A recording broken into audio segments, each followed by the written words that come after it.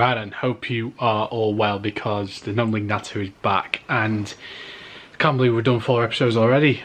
It's absolutely crazy, and I want to say thank you to everyone that has been watching the podcast, liking the podcast, and the general feedback I've had has been really good. So yeah, thanks on that. Today we're putting the Rainworth manager Dan Kirk in the hot seat, and we're talking a lot about Rainworth, we're going to talk about his time at Harworth, but also generally there's no league in general.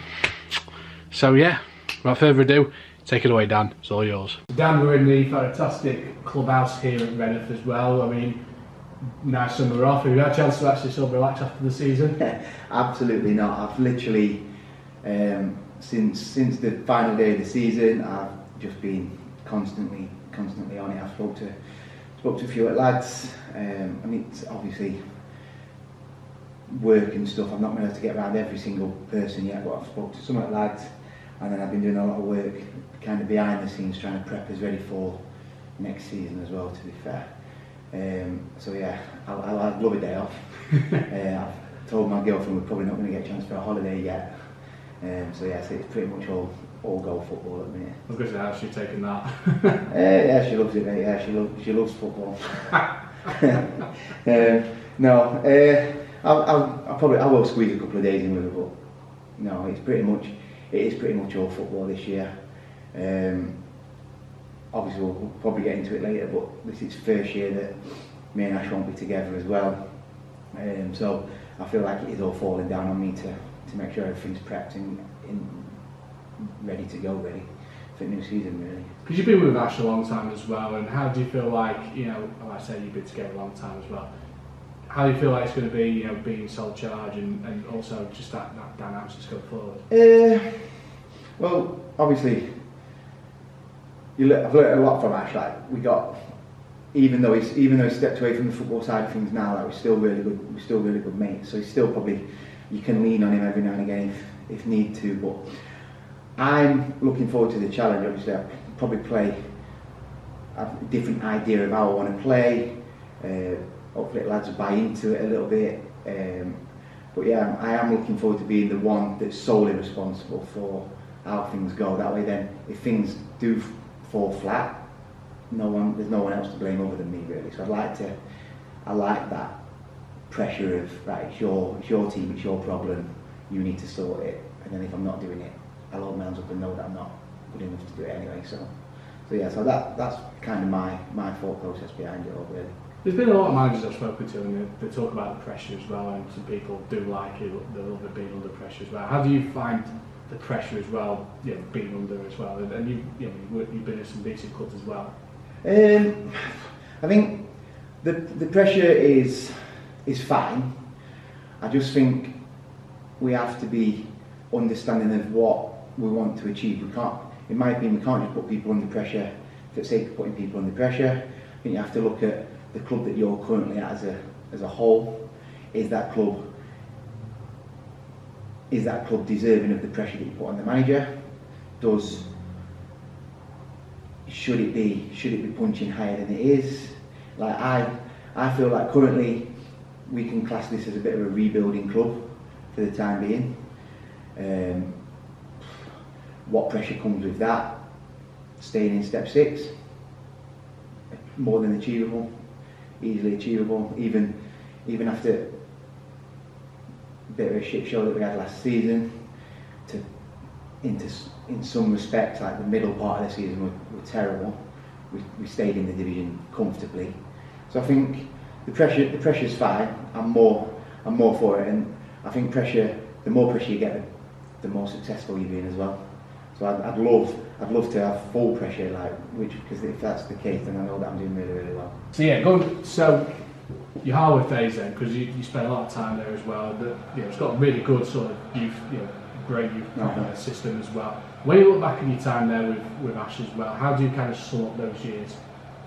Loved it. Great club, great people. Probably ended in a way that I didn't really want it to end, in terms of got a lot of stick. Probably rightly so. I feel like maybe could have done things slightly different. but I feel like we were really successful there. We were one of the next big clubs, I'd say. So obviously you had your top couple of clubs that big budgets could really go at it, and then I'd probably say we were best at rest. But the players that we were bringing in would have easily been capable of playing step 6 at the time that we're bringing them in, and they've probably gone play a lot higher. Like obviously you've got players like Leo Allen that, to be fair, like massively proud of how well he's done. Seeing him in what will be step 2 next season is absolutely incredible, to be fair.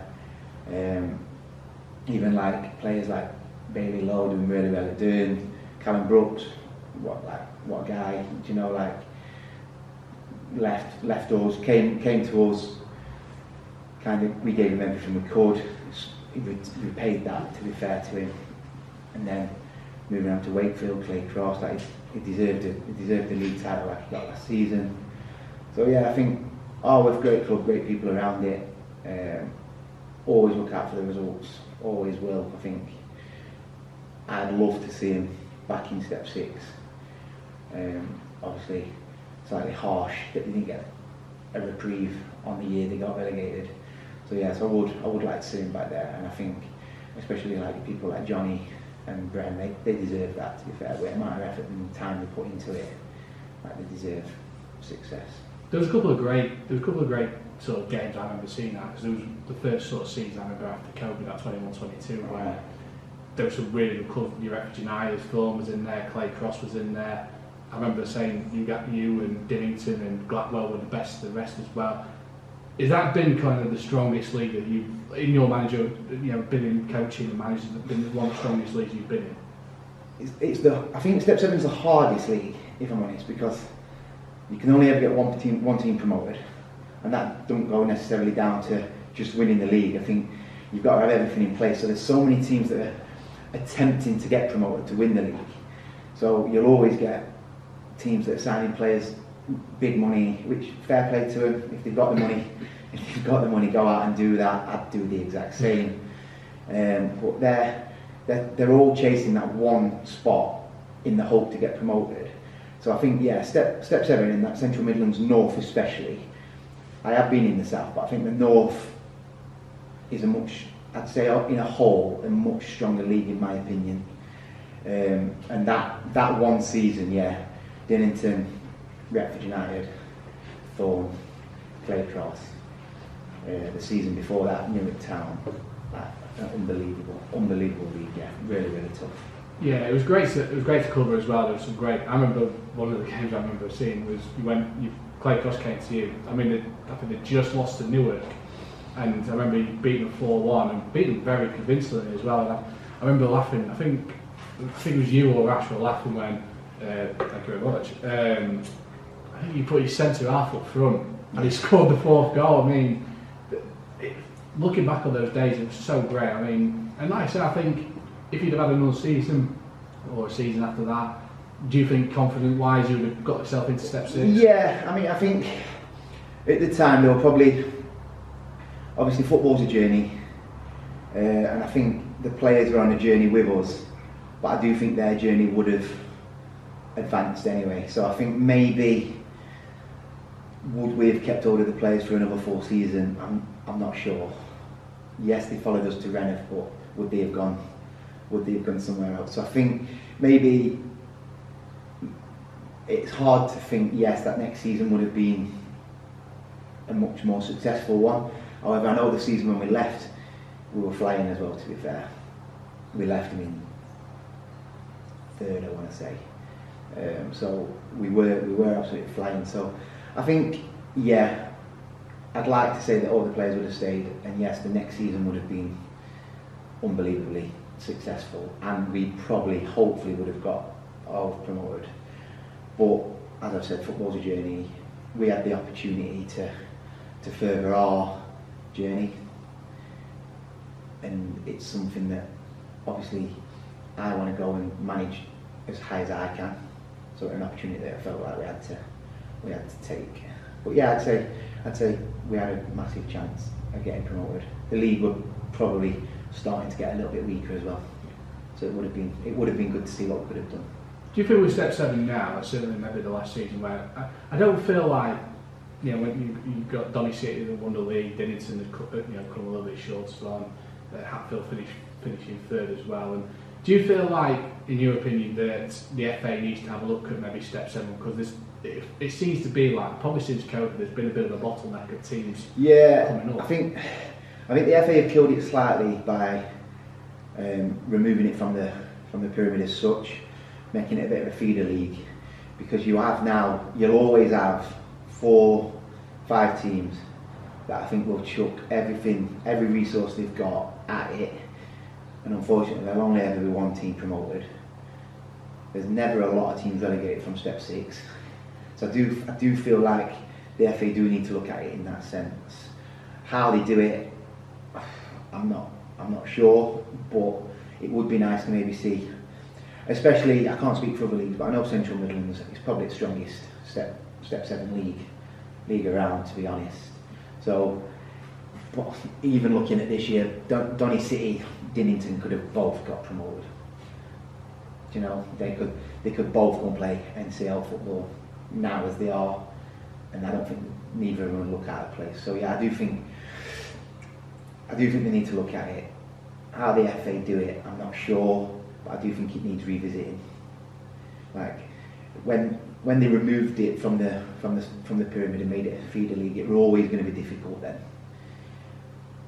I'm not 100% sure what the reasoning for it was anyway, but I do think it needs sorting. Yeah. Like, there's teams in that league that could comfortably come up to step 6 and finish top half of that table, 100%. And I think Donny City will do really well next season. They know if they got promoted, would have done really, really well as well. So it is a shame. It is a shame, especially when there's teams. Obviously, without being too disrespectful to other teams, but there's teams that are always finishing in a relegation spot that really are a step 7 side. Yeah, it's interesting because I feel like I've seen Central Midlands over the last sort of 4 or 5 years, and don't get me wrong, like yourself, there has been some great teams in the south. But you know, I'd say Clay Cross have gone to the south, they've won the league. South Bilmerton, have done their business. They're up into step 6 as well next season. But I feel like of course you're obviously seeing the leagues and how which teams are coming into what next season as well. And I find it strange the fact that you've got Sloaness and you've got the likes of Dronfield Town coming into United Counties. And again, I've been not so much vocal with the FA about sort of teams, but the amount of travelling as well is ridiculous. Yeah, I mean, I know that I think the aim is to make the United Counties Derbyshire, Nottinghamshire, Lincolnshire. So Dronfield fall under the Derbyshire banner, but Swallowness for me is the absolute crazy one. I don't understand it at all. I don't understand it. I'd seen a couple of people do projections and people had put in Swallowness and Maltby Main in the league, and I was like, surely not. And then when the official one came out, I saw Swallowness. It's them they're the ones that I'd say I feel really, really sorry for. Like obviously they are Sheffield. They are a Sheffield-based club. So I don't know where they want the boundary to fit now. I mean, last season I think the league were perfect. Our attendances have gone up. I worked it out. Our attendance has gone up like 37%, I think, from the previous year because the travel were a lot less. Obviously, like looking at it, like the Retfords are probably only 40 minutes away, Staveley 40 minutes away. Everywhere else was probably 40 minutes down motorway. So nowhere were really far. Yeah. And now this season, I don't know. I just feel like someone's not worked out the geography properly, I'd say, especially with the Swallow Nest. That's the hard one. That's the hard one. Because when I saw a prediction about it, that someone had put Sheffield FC into United Counties, which, as much as it kind of would have made sense really that because Dronfield are in there, Sheffield FC are in there, because they're only 5 minutes, 10-minute drive. Yeah. Surely that would make sense than put Swallow Nest in there. Surely. Yeah, 100%. I would have fully expected, knowing that I pretty much knew Dronfield were going to come over. I had that feeling right from end of season, and I messaged Millie and we've already arranged a friendly together, and I've already said obviously if you come over we'll look at maybe changing it if we need to. But and with that I expected to see Sheff FC in Prem. So I don't know. I just think I know they've got certain criteria, and I know they've got only a certain amount of teams that can fit into each league logistically. But Swallow Nest for me would not be logistically a United Counties team. It really wouldn't. It really wouldn't. And I do feel sorry for everybody at Swallow Nest. Like, what is their derby game now would be Dronfield. Yeah. Well, yeah. Do you know? Yeah. Or maybe Retford's maybe, but do you know, it's like that they're not close, so they haven't really got a game that you'd say will bring in a crowd for them. And that step 6 football, step 5, you need crowds. Yeah. You need people in the ground. But people forget that Reddiff used to be NCL back in the day. Yeah. Oh, back in the day, Reddiff were Northern Bren. So obviously, but yeah, then they've moved. I think they went to East Midlands counties, then to NCL, and now United counties. I think this is where like geographically, I can't see there being any more movement unless they decide to make another league again. I don't know. Do you think? Would you like to see that? Would you like to see another league in a way, or do you feel like it'd just be too much of a complication? Well, I've always had NCL as the north and UCL as the Midlands to south, and then obviously you've got your Spartan League and so on and so on. But I don't think that there is need for another league. I just think there's need for common sense into what leagues people get placed in, I'd say. And hopefully Swallow Nest do appeal, but the appeal process is, if they do, the appeal process is properly done, rather than just saying no, you're staying where you are. Like, obviously I know it affected Ollerton. I can remember Ollerton fully expected to be coming to United Counties and employed a manager that had a United Counties background, only to then find they were staying in NCL, and that manager then had no links to any players. So it was always going to be a tough season for him, and I just think sometimes common sense has to prevail. Sometimes common sense doesn't happen in football too often. True, That's the thing. true, yeah, true. Let's talk about you then, in terms of your coaching then. Did you always want to go into coaching? Yeah, so to be honest, my playing career were a bit all over the place, to be honest. So I was at Chesterfield when I was younger, and then I left. I got injured, and I kind of fell out of love with football for quite a while, to be fair. Got back into it when my friends said, let's play Sunday League. So played a couple of seasons Sunday League, and then created my own Sunday League side. So I've always kind of wanted to be in dugout, really. That's kind of where I feel like I'm best served. Then I went round and played at a few clubs, not consistently, still didn't really get into it, but then kind of got into management at quite a young age, really. I'd say I was 29, 30 when I went to Welbeck Lions. Got a message from Ash saying he's still playing. I said yeah, and he said, do you fancy coming up to Welbeck? I said yeah, 100%. So I left the club that I was playing for and went over to Welbeck Lions, literally with Ash, and then that's where it's been ever since. So yeah, I love managing, love everything about it. Love football, love non-league football. Like, you've seen me at grounds. I love watching football. I love watching people's YouTube channel. I love anything non-league I support fully, and I really enjoy being in the dugout. I enjoy getting to know all the managers. I enjoy getting to know the supporters. I enjoy having the responsibility of organising teams. So yeah, I do. I've always thought I'd be in the dugout, to be fair. And obviously, it's going slightly off topic, I also feel like my life probably wouldn't cope without football now. Like, going into like the mental health aspect of it. Like, football's always been like something that's probably saved me from going a bit off the rails a little bit, I'd say. so I don't know what I'd actually do without football. So yeah, I do think the dugouts the place for me. I can second guess that. I can second that for me, because football for me, it's a massive part of my life. It has been, since I was a wee lad, and I don't know where I'd be without football. And for me, it's an outlet that I can go to on a Saturday or a Tuesday. I can go, feel, I can talk to people, I can have a good time, and sometimes just forget about problems as well. I think it's great that when we could sit in a stand, or we could sit here and we could talk about football, we could talk about our lives as well, and it's just nice where you can just talk about things and actually just get people to actually talk, which is nice. Yeah, exactly, and that's, to me, that one big thing about a changing room for me. I feel like people always say for 90 minutes you can forget about everything else, which you can, I do agree, but for those 90 minutes as well, you've got 16, 17 best mates that you can fall on if you need them.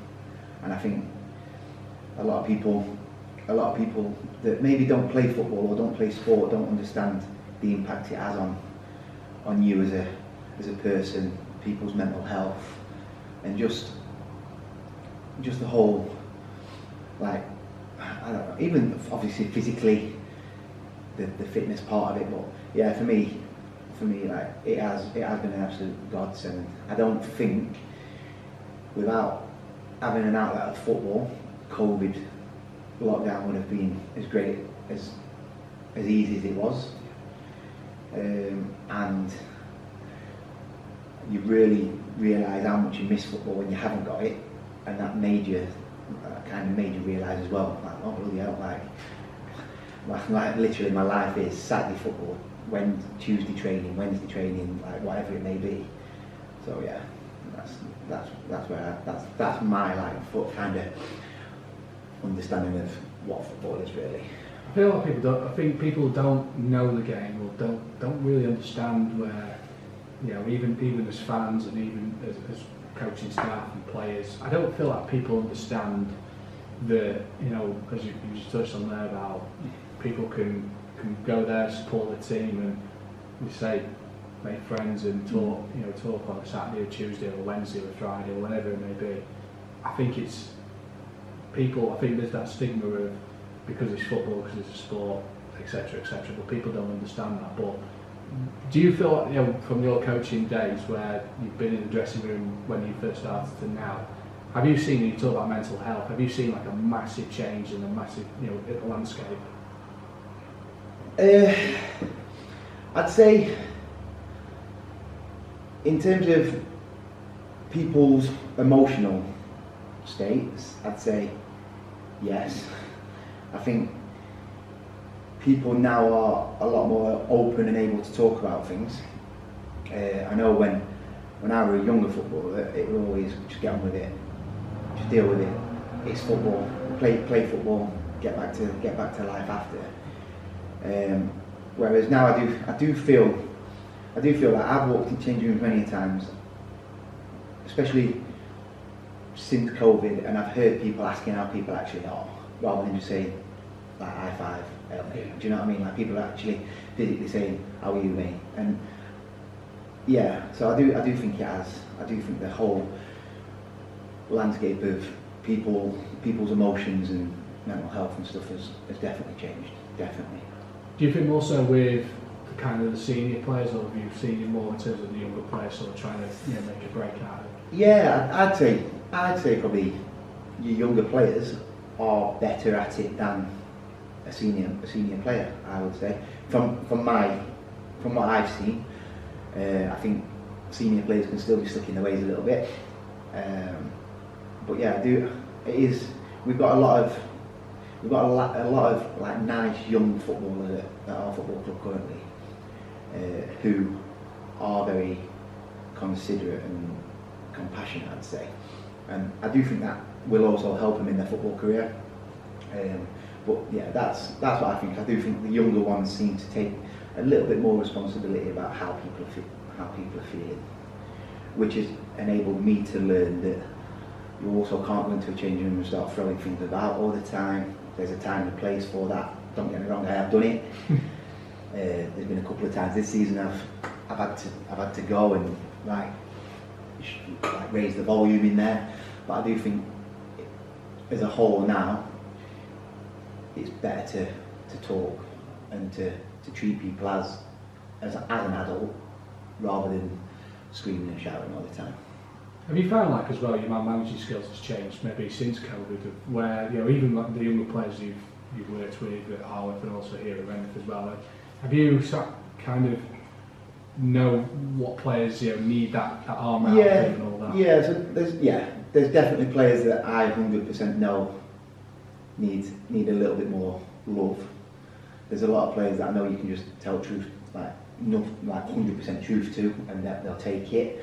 But yeah, no, I'm still learning. There's been times last season I think I've upset people without intentionally meaning to upset people.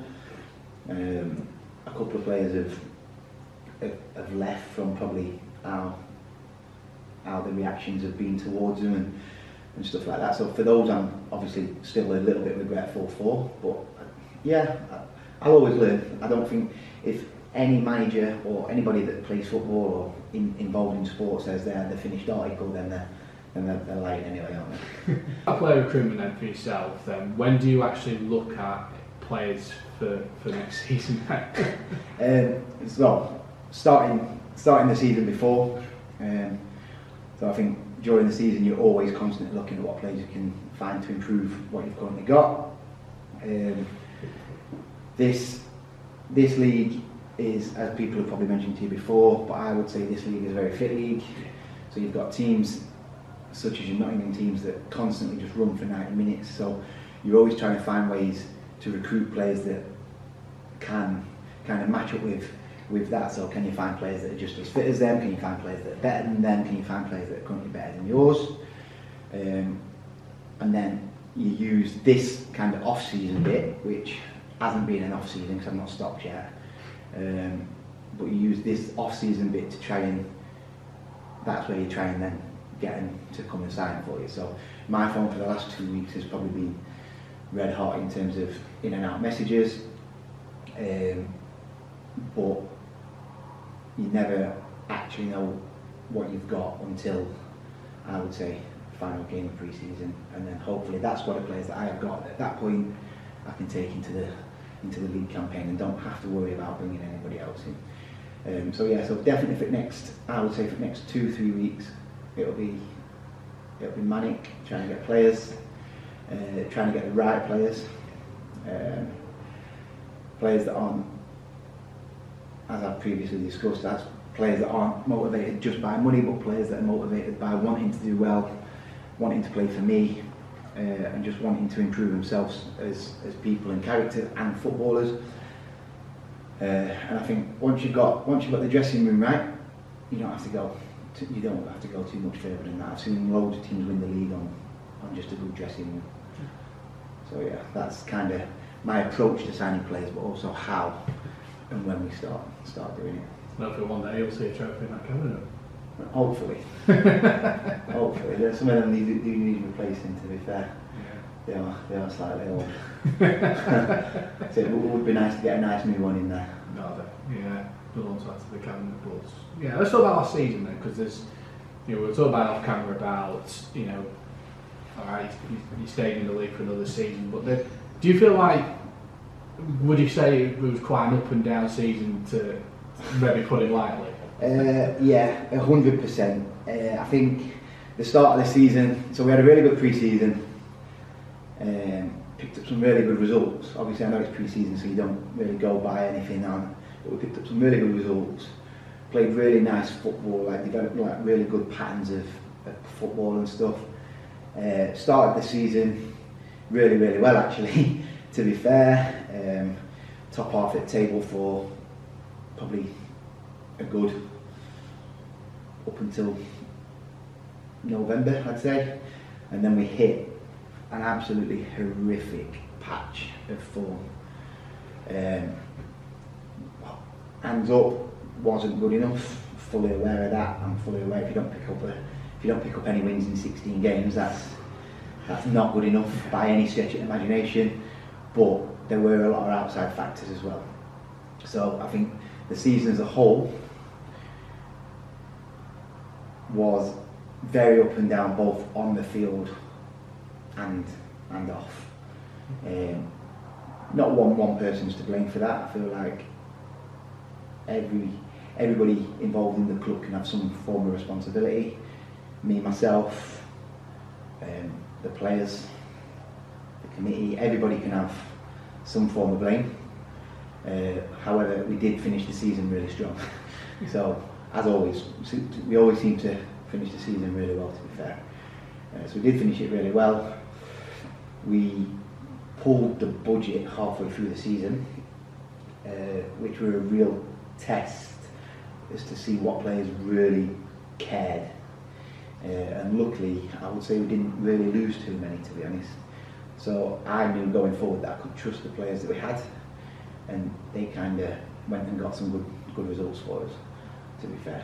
Because there were some interesting results. You were one of the very few teams who did a double over Rainworth FC. You got a great win at Gedlin. You went to Harworth as well. But you know, there was just to name a few as well. And then of course you lost to Rainworth United. So talk about being up and down. You beat some pretty decent sides. Yes, yeah, no, we did. I mean, the two Rainworth FC games were really good for me personally. I thought the 3-1 win here, I thought were outstanding. And then the 1-0 away at their place, I just think I have never seen a group of players graft as much to get a result as what they did. We beat Gedlin twice, so we beat them once in the cup, once away. We were beating them here, and then got 3 players sent off, and then lost the game. Rainworth United away, horrible game, lost 7-1 or something there. That was horrible. But I think Rainworth United here, we conceded in the 88th and 91st minute to lose, so I think we were right in the game there. So yeah, I think the results have been so hit and miss. Whether that's a mentality thing from myself and the players, is that right, we're up for this game because it's this team, and we're not up for this game because it's this team, or whether there has been different factors, I'm not sure. But yeah, I mean, it wouldn't be step 6 to be inconsistent. Like I don't think there's not one team in this league that would say are consistently good. Even I pretty much can guarantee that Ryan at Clay Cross has said that his team have been shit more than he'd like them to be. And same as Woody at Retford. I think you are always going to be faced with inconsistency, but it's how you handle it. And I don't think we've handled adversity well at times. If we've conceded late, then we might concede again because there's heads that drop straight away, and then we end up conceding 3 in the last 10 minutes, and just little things like that. Do you think it's that underdog mentality as well, to some extent, with against your top teams, your top 4 sides? And I know that's probably a little bit, it's probably a little bit discrediting, but like, do you feel like that has been a little bit of that underdog mentality against the big sides? Yeah, I do say that, but I think we are all step 6 sides. Do you know what I mean? We're all playing at the same level. So for me, I don't think there should be, we're playing these today, we're playing these. I feel like every game should just be treated as the same. But yeah, naturally, I suppose some games you're more up for than others. I suppose that wouldn't be football if it weren't like that. But yeah, I think going forward, there's no reason for us to feel like that. There's no reason why we can't punch towards top end of the league.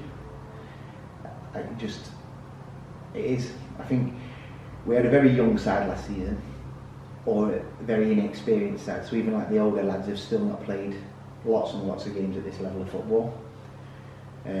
So I do think just by bringing somebody in, for example, like your Retfords with like Patel and so on and so on, I just think by bringing somebody like that in, makes a big difference to that mentality in the dressing room. There's no such thing as an underdog mentality when you've got somebody that just drives the standards all the time. 100%. I feel like this season as well, you had your top kind of three that kind of ran away with the league, and the likes of Clay Cross and the two replicals. But do you feel like from, I'd probably say out of the playoffs, do you feel like there's a lot of teams that are very, very similar? Yeah, I would say that Clay Cross, Retford FC, Retford United, and I put Blackstones in that actually, to be fair. I thought Blackstones were, if I'm honest, Blackstones were probably the best team for the away game that we played in. Blackstones were probably the best team that we played all season in terms of what they did on the ball and off the ball, and the fact that you can clearly see that they play for the manager as well. So I think those four teams, I would say, were the standout, and then there's a big chunk from playoffs down to probably 12th that could all beat one another. I put us in that category. I feel like we could beat anybody when we wanted to, but then then there's the weaker teams as well. So I think the leagues are. That's why the league's tough, because obviously you've got your teams that can beat each other. If you're not playing them, you're probably playing one of the top teams, and then if you're not playing them, you're probably beating a team that everybody expects you to get 3 points against. But that's not how football works, and then that's going back to the pressure thing. That's where the pressure comes. So if we lose, so for example, we lost to Selston this season at home. They had 2 players sent off. We should have won the game. Literally everything about that game was probably one of the worst nights of football that I've been involved in. We should have gone on to win the game. However, they defended like absolute Trojans, helmets, hats, and just dug in and went for it. And they got the result. And then pressure off the field then was, look, you're not winning games. You're not winning. It's not good enough. You're not winning games. And I think that's the one game where it started. And do you feel like, I mean, we talk about the roller coaster of the season you've had as well. Do you feel like this has been one of the hardest seasons you've had in football? 100%. Personal reasons, and also football side of it. So the football side of it, we signed a really good group of 26 players, but we've not had those players available all season. This has probably been the biggest season where we've had the most amount of injuries for long periods of time. Not just, I'm going to miss a couple of games. They're literally, I'm out for 4 months, I'm out for 3 months, like big injuries. 2 big players as well. Obviously we signed players that we really thought would push us on. One of them came, bad back, couldn't play, broken foot, couldn't play. Do you know, like big injuries that really causes big problems. So from a football point of view, really tough. And then this season, obviously you saw me at Clipston. Yes. I'd just come out of hospital, so I'd had obviously knee surgery myself, which then ended up having a lot of complications. It ended up back in hospital with a life-threatening condition. So football kind of went to one side a little bit there. And then with that as well, obviously me and my girlfriend have had a lot of trauma as well. Yeah. So things have been really difficult, but like that's why I would say I'm probably more proud of this season in terms of that we still managed to avoid the relegation zone, that we still managed to be competitive in 95% of the games, than I am of any other season, I'd say. Yeah.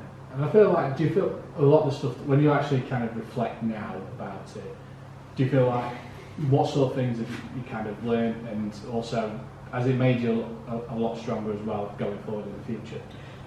Yeah, 100%. I've learned that you can't ever take your eye off the ball.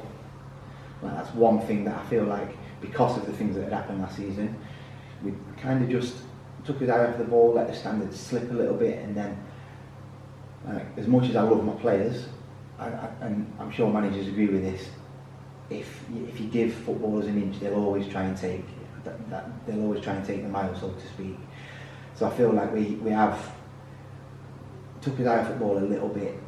We've had probably unintentionally the piss has been took out of us, possibly a little bit, which is then transferred onto the football pitch as well. So I've definitely learned that I need to be on it all the time, eyes on the ball, and with that, what I have done this season is I've kind of brought 6 or 7 people into the management team to be with me. So yes, I'm fully responsible for how the club does on the pitch.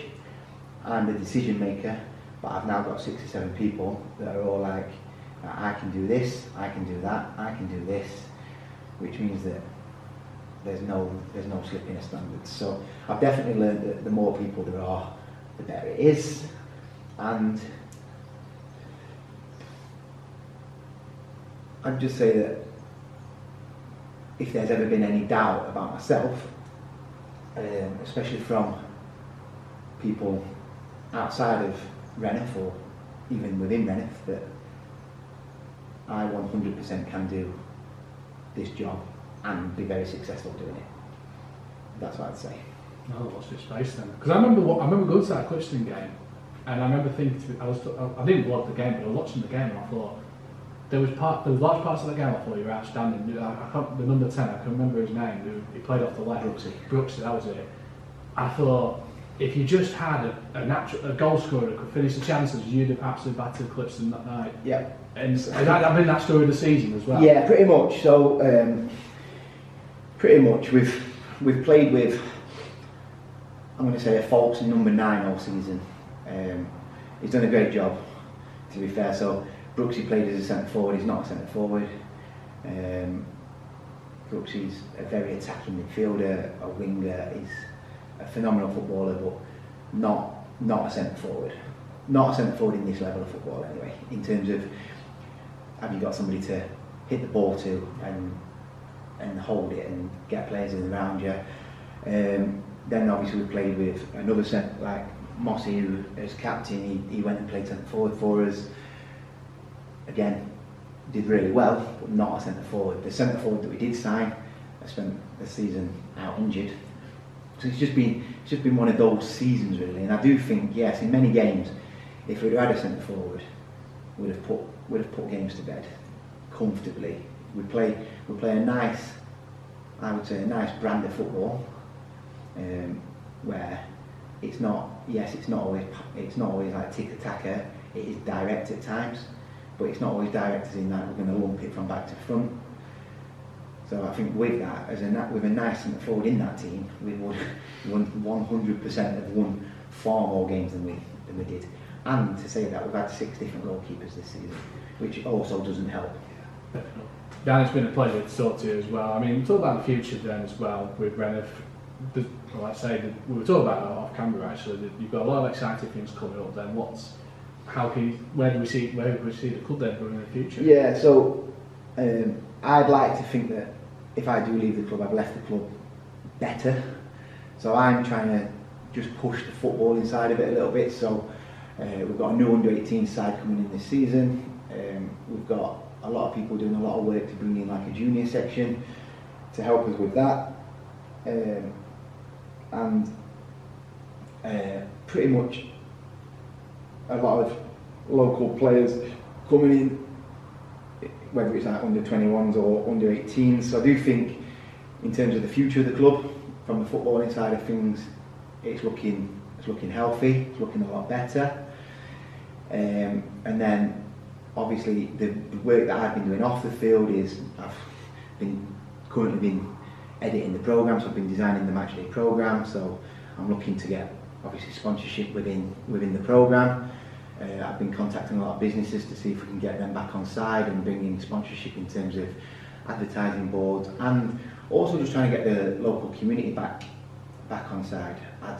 I'd love to know that if I were to ever leave this club, whether the club have got rid of me or whether I've progressed myself, that it's back in the heart of the community and people are talking about, oh, I need to get down to Rainworth to watch the game this weekend and stuff like that. So I think that's currently where we're trying to get the club back to.